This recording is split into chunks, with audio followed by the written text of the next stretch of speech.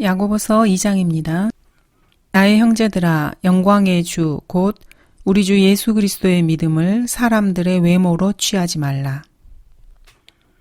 이 말씀은 주 예수 그리스도를 믿는 사람들의 믿음을 귀하게 여기고 존중하되 사람들을 외모로 보고 그 믿음을 평가하지 말라는 말씀입니다.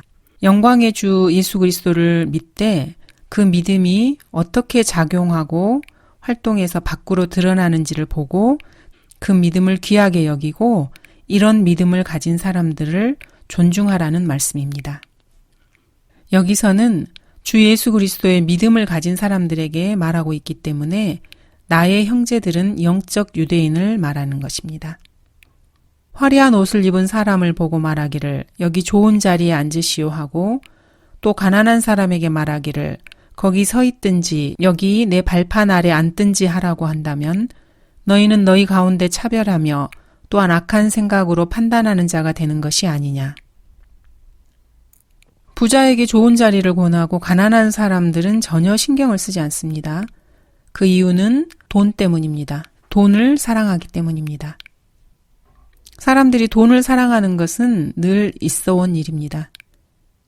그래서 사람들은 영광을 얻기 위해서 돈을 벌려고 다들 애를 쓰고 있습니다. 그러나 부자와 가난한 사람을 차별하는 것은 기본적으로 악한 생각입니다. 돈이 있어 보이는 사람한테 돈을 뜯어내려는 치사한 생각이 있기 때문에 그렇습니다. 성경은 돈을 사랑하는 것이 모든 악의 뿌리라고 말씀합니다. 사람이 모이는 곳이면은 을에 이런 현상이 나타납니다. 교회나 심지어 목사들이 모이는 자리도 마찬가지입니다. 큰 교회 목사는 어떤 형태로든지 다른 사람들에게 더 좋은 대접을 받는 모습을 볼 수 있습니다. 그리고 그들 스스로도 이것을 당연하게 여깁니다. 어느 자리에서나 환영을 받고 갖가지 방식으로 우정을 표하고 아첨을 떠는 그런 광경이 보입니다. 이런 사람들은 자기 딴에는 하나님의 일을 한다고 생각할지 모르지만은 그 사람들이 하는 일과 그리스도인들이 가는 길은 전혀 다른 길들입니다. 그들은 그리스도인들과 같은 길을 가고 있지 않습니다. 잠시 후면은 다 헤어질 사람들입니다. 기차나 버스를 탈 때 많은 사람들이 타지만은 얼마 가다 보면은 중간에 한 사람씩 내리게 됩니다. 그래서 마지막 종착역에서는 처음 탔던 사람들과는 다 헤어지고 두세 명만 남게 됩니다.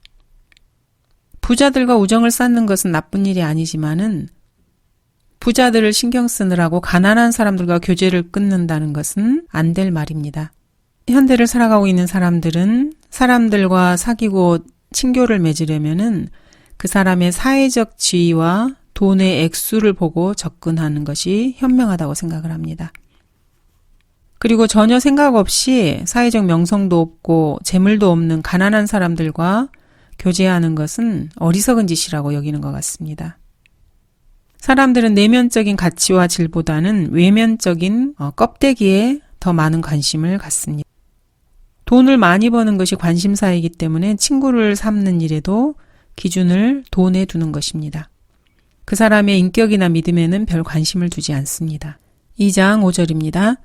나의 사랑하는 형제들아 경청하라. 하나님께서는 이 세상에 가난한 자들을 택하시어 믿음 안에서 부요하게 하시고 자기를 사랑하는 자들에게 약속하신 그 왕국의 상속자들로 삼으신 것이 아니냐. 대환란 때에는 하나님께서 이 세상에 가난한 자들을 택하시어 믿음 안에서 부요하게 하실 것입니다. 여기 가난한 자들은 대환란이 계속되는 동안에 악에 대항하여 살면서 자기의 재산이나 돈을 모두 포기한 사람들입니다. 믿음을 지키느라고 재산과 부유를 버린 사람들로서 하나님께서는 그들에게 믿음 안에서 부요하게 해주시게 됩니다. 자기를 사랑하는 자들에게 약속하신 그 왕국의 상속자들로 삼으신 것이 아니냐. 여기서 자기를 사랑하는 자들이란 말이 아니라 실제적으로 하나님을 사랑하는 사람들을 말합니다. 로마서 8장 28절에서는 우리가 알거니와 하나님을 사랑하는 자들, 곧 그분의 목적에 따라 부르심을 받은 자들에게는 모든 일이 합력하여 선을 이루느니라고 말씀하십니다. 로마서에서 하나님을 사랑하는 자들은 그분의 목적에 따라 부르심을 받은 자들, 즉 구원받은 그리스도인들을 말합니다. 구원받은 그리스도인들은 그분의 목적에 따라 부르심을 받은 사람들입니다. 로마서에서는 교리적인 언급을 하고 있습니다. 반면 여기 야고보서에서는 자기를 사랑하는 자들이란 일반적인 언급으로서 다른 사람을 사랑하는 것과 같은 맥락에서 하나님을 사랑하는 것을 말합니다. 예수 그리스도를 믿고 구원받은 그리스도인들은 그리스도 안에서 자기 아들의 형상과 일치하게 하시려고 또한 예정된 사람들입니다. 이들은 하나님을 사랑하는 자들이고 그분의 목적에 따라 부르심을 받은 자들입니다.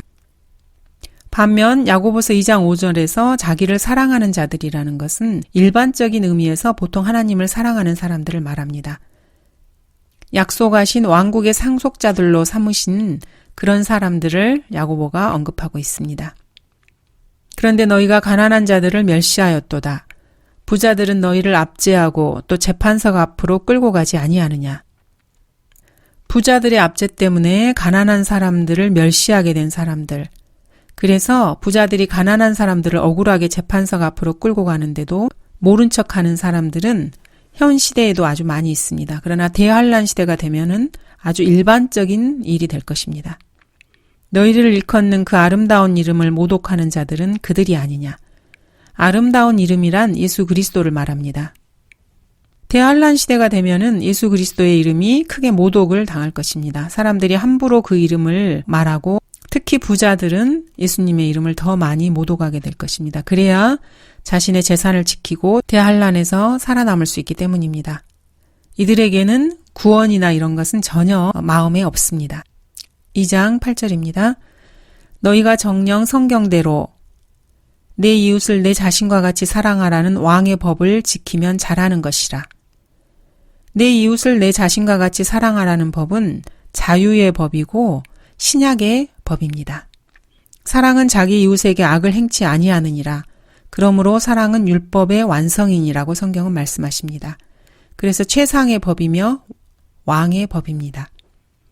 9절 그러나 너희가 사람을 외모로 취하면 죄를 짓는 것이니 율법이 너희를 범죄자로 정죄할 것이라. 사람을 외모로 취해서 부자를 존중하고 가난한 사람들을 멸시하는 것은 죄를 짓는 것입니다. 사회적 지위나 재산을 보고 사람을 차별하는 것은 일반적으로 범하기 쉬운 죄입니다. 그리스도인들은 이런 죄를 짓지 않도록 주의해야 합니다. 사람을 상대할 때는 그 사람의 혼을 상대하면 됩니다. 다른 모든 것은 내려놓고 오직 혼만을 상대하면 됩니다. 가난하다고 해서 특별히 우대하는 것은 옳지 않습니다. 현대 정부는 법을 위반하고 행패를 부리더라도 가난한 사람이라고 해서 특별히 간대해 주는 건 역시 부자라고 봐주는 것처럼 옳지 않은 일입니다. 성경은 가난한 사람을 도와주라고 말씀하고 있지만 그렇다고 해서 빈곤이 무슨 특권이라도 되는 것은 결코 아닙니다. 누구든지 율법 전체를 지키다가 하나를 범하면 전체를 범한 자가 되느니라. 율법은 마치 여러 가닥을 모아서 꼬아놓은 밧줄과 같습니다. 그래서 한 가닥이 끊어지면 전체가 위태로워집니다. 율법은 이렇기 때문에 전체를 지키다가 하나를 범하면은 전체를 범한 것과 똑같은 결과가 생기게 됩니다. 이는 간음하지 말라 하신 분이 또한 살인하지 말라고 하셨음이니 내가 비록 간음하지 않았어도 살인하면 율법을 범한 자가 되느니라. 간음하지 말라는 말씀이나 살인하지 말라는 말씀은 모두 다 같은 율법이고 이를 정하신 분도 한 분 하나님이시고 어느 것을 지키지 않든지 간에 같은 하나님께서 심판주가 되어서 심판하십니다. 너희는 자유의 법에 따라 심판받을 사람처럼 말하며 행동하라. 법을 어겼을 때 십계명을 어기지 않았을지라도 자유의 법에 따라서 심판을 받는다고 생각하고 행동해야 합니다. 그리스도인은 현재 교회시대 은혜 아래에서 율법에서는 자유로워졌습니다. 그 자유 속에서 의지대로 어떤 언행을 올바르지 않게 했을 때 이 자유의 법이 그 그리스도인을 심판하게 됩니다. 자유는 옳게 행동할 자유를 말하는 것이지 잘못된 행동을 제멋대로 자행하는 그런 자유를 말하는 것이 아닙니다. 자비를 베풀지 않는 자에게는 자비 없는 심판이 있으리라. 자비는 심판을 이기고 기뻐하느니라. 대환란 분위기가 물씬 풍기는 말씀입니다. 다른 사람에게 자비를 베풀지 않는 사람은 심판을 받을 때 무자비한 심판을 받게 될 것입니다. 심판이 무섭다면은 자비를 베풀면 됩니다. 하나님께서는 자비를 기뻐하시지 심판을 기뻐하시는 분이 아닙니다. 너희는 가서 나는 자비를 원하고 제사를 원치 아니하느니라는 말씀의 의미를 배우라고 말씀하십니다. 다음 2장 14절부터 18절은 교리적으로 바울 선신과는 정반대되는 내용을 담고 있습니다. 2장 14절입니다. 나의 형제들아, 만일 누가 믿음을 가지고 있다 하면서 행함이 없다면 무슨 유익이 있겠느냐? 믿음이 그를 구원할 수 있겠느냐? 만일 형제나 자매가 헐벗고 그날의 양식조차 없는데 너희 중에 누가 그들에게 말하기를 평안히 가라, 몸을 따뜻하게 하고 배부르게 먹으라고 하면서 그 몸에 필요한 것들을 주지 않는다면 무슨 유익이 있겠느냐? 그와 같이 행함이 없으면 믿음만으로는 죽은 것이라. 그러면 어떤 사람이 말하기를 내게는 믿음이 있으나 내게는 행함이 있으니 행함이 없는 내 믿음을 내게 보이라. 그러면 내가 행함으로 내 믿음을 내게 보이리라 하리라. 여기서는 행위로 의롭게 된다고 말씀하고 계십니다. 그래서 자기의를 내세우는 사람들이 너도 나도 여기로 몰려듭니다. 그래서 이 구절은 아주 세심하고 주의해서 다루어야 될 구절들입니다. 나의 형제들아, 만일 누가 믿음을 가지고 있다 하면서 행함이 없다면 무슨 유익이 있겠느냐? 믿음이 그를 구원할 수 있겠느냐? 만일 누가 믿음을 가지고 있다 하면서 자, 뭐라고 말씀하고 계십니까? 어떤 사람이 자기가 믿음이 있다고 말한다라고 말씀하고 있습니다. 이 사람이 진짜 믿음을 가졌는지는 의문입니다. 자, 야고보는 여기서 이 사람이 진짜로 구원받았다고 말하지 않습니다. 다시 말해서 입으로 자기에게 믿음이 있다고 말하는 사람에 대해서 말하고 있습니다. 믿음이 그를 구원할 수 있겠느냐? 아니, 그럴 수 없습니다. 진짜 믿음을 지닌 것이 아니라 입으로만 말하면 믿음이라면은 그 믿음은 그 사람을 구원할 수 없습니다. 믿음이 구원하는 것은 맞지만 말로만 믿는다고 주장하는 것은 진짜 믿음이 아니기 때문입니다. 그런 믿음으로는 구원을 받을 수가 없습니다.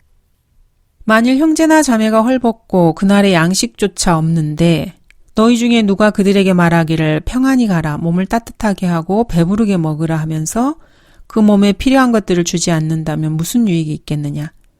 속이 텅 빈 가짜 믿음의 실내입니다. 그와 같이 행함이 없으면 믿음만으로는 죽은 것이라. 야고보는 여기서 지금 입으로만 주장하는 헛된 믿음에 대해서 아무 효과도 나타나지 않고 아무 결과도 가져오지 않는 믿음이 죽은 믿음이라고 말하고 있습니다. 누군가 배고파요, 추워요 이렇게 말하는데 평안히 가라, 몸을 따뜻하게 하고 배부르게 먹으라 이렇게 말만 한다면은 이런 입으로만 하는 구체적인 행동이 없이 입으로만 하는 것은 헛된 것이고 전혀 유익이 없습니다. 이 믿음은 구원으로 연결되지 않는 아무 소용없는 죽은 믿음입니다. 내가 한 분 하나님이 계심을 믿으니 잘하는 것이라 라고 19절에서 말씀하십니다. 믿었는데 그 결과가 무엇입니까? 그 믿음은 마귀들도 믿고 떠는 그런 믿음과 다를 바가 없다는 것입니다. 믿고 떤다면은 그 믿음에는 어떤 결과가 수반돼야 되는데 그렇지 않다면은 그런 믿음은 아무 소용이 없다는 것입니다. 그와 같이 행함이 없으면 믿음만으로는 죽은 것이라. 잠언의 분위기가 풍깁니다. 여기서는 뭔가가 사람을 의롭게 한다던가 믿음으로 의롭게 된다는 그런 이야기를 하고 있는 것이 아닙니다. 누군가가 구원받을 정도의 믿음이 있다면은 그 믿음에는 뭔가 결과물이 나와야 된다는 그런 말씀입니다. 로마서 4장 5절에서는 행함이 없어도 불경건한 자를 의롭다 하시는 그분을 믿는 사람에게는 그의 믿음이 의로 여겨지느니라고 말씀하고 있습니다. 옛 사람이 믿음을 갖게 되면 그 믿음으로 의롭게 되며 그가 구원받기 위해서 무슨 행위가 필요한 것이 아니라는 말씀입니다. 여기서 야고보는 정말 믿음을 가진 사람이라면은 믿음을 가진 사람다운 행위가 나와야 하는 거 아니냐라고 말하는 것입니다. 구원받고 하늘나라에 가기 위해서 무슨 행동을 해야 된다 이런 말이 아닙니다. 정말로 믿음을 가진 사람이라면은 우리가 그 믿음을 볼 수 있도록 그 믿음이 그 사람에게서 배어나와야 하지 않느냐라는 말씀입니다. 그와 같이 행함이 없으면 믿음만으로는 죽은 것이라. 야고보가 여기서 언급하는 믿음은 진짜 믿음이 아니라 가짜 믿음을 두고 하는 말입니다. 즉 가짜 믿음은 죽은 것이라는 말씀입니다. 진짜 믿음은 살아있기 때문에 어떤 모습으로든지 밖으로 그 믿음이 드러나기 마련입니다. 그러면 어떤 사람이 말하기를 내게는 믿음이 있으나 내게는 행함이 있으니 행함이 없는 내 믿음을 내게 보이라. 그러면 내가 행함으로 내 믿음을 내게 보이리라 하리라. 어떤 사람이 자기에게 믿음이 있다고 말을 하면은 다른 사람이 그 사람에게 내 믿음을 나한테 한번 보여봐라. 이렇게 도전을 하는 것입니다. 가령 나는 그리스도인입니다 라고 말을 하면은 상대방이 그래? 그러면 그 믿음이 내가 볼 수 있도록 좀 나한테 행동으로 보여봐. 이렇게 말을 하게 되는 것입니다. 그러면 아주 곤욕스러운 일이 되는 것이죠. 사실 이렇게 말하는 사람도 믿음을 갖고 있는 것이 아닐지도 모릅니다. 그런데 믿음이 있는 채 하면서 그것을 행동으로 나타내 보여주려는 사람들은 우리 주변에 얼마든지 있습니다. 구원받지 않았는데 자기 의를 과시하면서 의시되는 경우를 얼마든지 볼 수 있습니다. 그리스도인이 그리스도인으로서 증거를 보이지 못하면은 이런 사람들한테 뭐라고 대꾸할 수가 있겠습니까? 이런 상황에서 구원받은 그리스도인들이 오히려 더 불리한 입장에 놓이게 됩니다. 믿음이 있는데 그 믿음의 결과를 보여주지 못한다면은, 그리고 그 믿음의 증거가 보이지 않는다면은 그 믿음을 제대로 행사하지 못하고 있는 것입니다. 러크만 목사님께서 알고 있는 어느 교회 집사는 사람들이 있는 데서도 버젓이 담배를 피우고 술을 마시는 그런 집사가 있었습니다. 그래서 구원받지 않은 사람에게 복음을 전할 때 그 사람이 그 집사를 아느냐고 물어보면서 내가 그 사람보다는 더 낫지 않느냐라고 그렇게 반문했던 경우가 있습니다. 구원받지 못한 사람들도 그리스도인이라는 사람들에게 믿음을 그만 떠벌리고 그 믿음을 행동으로 좀 보여보시오라고 얼마든지 도전해 올 수 있습니다. 이렇게 큰 소리로 도전을 해오면은 그런 사람에게 한마디 뼈 있는 충고를 해줄 수 있는 그런 그리스도인이 되어야 하지 않겠습니까? 정말로 구원받은 그리스도인이라면은 반드시 간증이 있어야 합니다. 2장 19절 내가 한 분 하나님이 계심을 믿으니 잘하는 것이라 마귀들도 믿고 떠느니라. 한 분 하나님이 계심을 믿는다고요? 좋습니다. 아주 좋은 일입니다. 그런 다음에 야고보는 그런데 마귀들도 믿고 떠느니라 라고 대받아칩니다. 믿는다는 말은 누구나 할 수 있습니다. 말로만 믿는다고 해봤자 그 증거가 밖으로 드러나지 않는다면 그것은 헛된 말에 지나지 않습니다. 그런 믿음은 헛것에 불과하다고 야고보는 신랄하게 추궁하고 있는 것입니다. 오 허황된 사람아, 행함이 없는 믿음은 죽은 것인 줄 내가 알고자 하느냐. 그런 헛된 믿음이나 과시하는 허황된 사람에게 그 허황됨을 야고보가 계속해서 추궁합니다. 행함이 없는 믿음은 죽은 것인 줄 내가 알고자 하느냐. 오직 믿음만이 사람을 의롭게 합니다. 믿음으로만 의롭게 됩니다. 그러나 믿음이 혼자서만 찾아온다면은 그 믿음은 의롭게 하지 못할 수도 있습니다. 사람을 구원하는 믿음은 결코 혼자 오지 않는 법입니다. 무언가를 수반합니다. 그렇다고 해서 수반되어 오는 그 무엇이 그 사람을 구원해 주는 것은 결코 아닙니다. 사람을 구원하는 믿음에는 반드시 뭔가가 수반됩니다. 그러나 구원은 오직 믿음만으로 받습니다. 구원하는 믿음은 반드시 새로운 출생을 수반합니다. 우리의 조상 아브라함이 자기 아들 이삭을 제단에 드렸을 때 그가 행함으로 말미암아 의롭게 되지 아니하였느냐. 이 구절은 로마 카톨릭이나 캠벨주의자들, 은사주의자들이 아주 좋아하는 구절입니다. 그가 행함으로 말미암아 의롭게 되지 아니하였느냐고 야고보는 말을 합니다. 그런데 언제 그렇게 되었다는 것입니까? 아브라함이 이삭을 제단에 드렸을 때를 말합니다. 그리스도인이 의롭게 되는 것과는 상황이 아주 다릅니다. 로마서 4장에서는 성경이 무엇이라고 말하고 있느냐? 아브라함이 하나님을 믿었더니 그것이 그에게 의로 여겨졌느니라고 말합니다. 이 상황과는 전혀 다른 상황입니다. 창세기 15장 1절부터 6절을 보시기 바랍니다. 그를 밖으로 데리고 나가 말씀하시기를 이제 하늘을 쳐다보고 별들을 셀 수 있다면 그 별들을 세어보아라. 또 그에게 말씀하시기를 너의 씨가 이와 같으리라 하시더라. 아브라함이 주를 믿으니 주께서 그것을 그에게 의로 여기셨더라. 아브라함이 되기 전 아브람이 하나님을 믿으니 하나님께서 그것을 그에게 의로 여기셨습니다. 그러면 이번에는 창세기 22장을 보겠습니다. 이 일들 후에 하나님께서 아브라함을 시험하시려고 그에게 말씀하시기를 아브라함아 하시니 그가 말하기를 보소서 내가 여기 있나이다 하더라. 하나님께서 말씀하시기를 내 아들 곧 내가 사랑하는 내 독자 이삭을 이제 데리고 모리아 땅으로 가서 산들 중에서 내가 내게 알려줄 한 산에서 그를 번제로 드리라 하시더라. 아브라함은 청년 2명과 이삭을 데리고 하나님께서 알려주신 곳으로 향했습니다. 3일째 되던 날에 아브라함은 청년들을 뒤에 남겨둔 채 번제에 쓸 나무를 이삭에게 지우고 그곳으로 올라가서 제단을 쌓고 이삭을 묶은 뒤에 제단의 나무 위에 올려놓은 다음 칼을 빼어들고 이삭을 죽이려고 하였습니다. 그 순간에 하나님의 천사가 아브라함의 손을 멈추게 했고 아브라함은 뿔이 숯불에 걸린 순양 한 마리를 잡아서 이삭 대신 그것을 하나님께 번제로 드리게 되었습니다. 바로 이 장면에서 아브라함은 의롭게 되었습니다. 창세기 15장에서 아브라함의 믿음이 의로 여겨졌습니다. 그런데 그가 의롭게 된 것은 창세기 22장에서 이삭을 제단에 바쳤을 때였습니다. 여기에는 17년의 시간적 간격이 있습니다.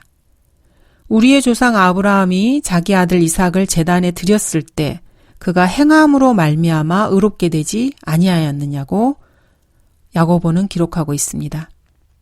하나도 틀린 말이 없습니다. 아브라함은 창세기 15장에서 그의 믿음이 의로 여겨졌습니다. 그리고 창세기 22장에서 비로소 의롭게 된 것입니다.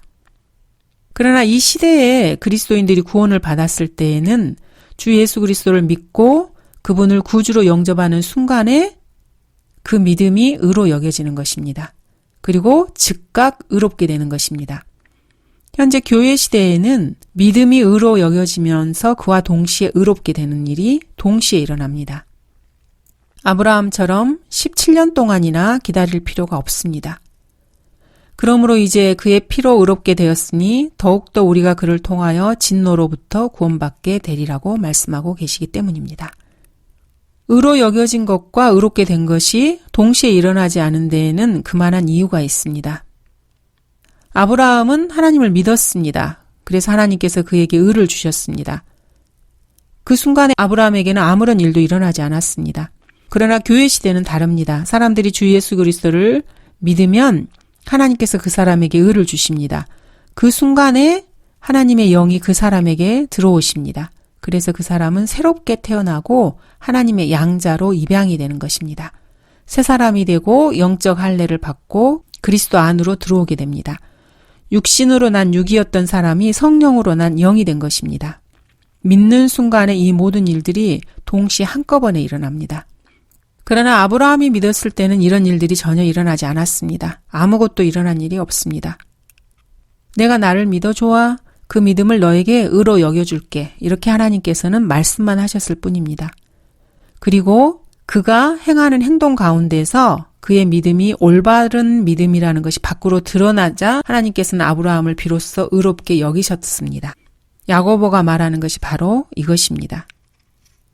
야고보는 여기서 신약적인 관점에서 말하고 있는 것이 아니고 구약적인 관점에서 말을 하고 있는 것입니다.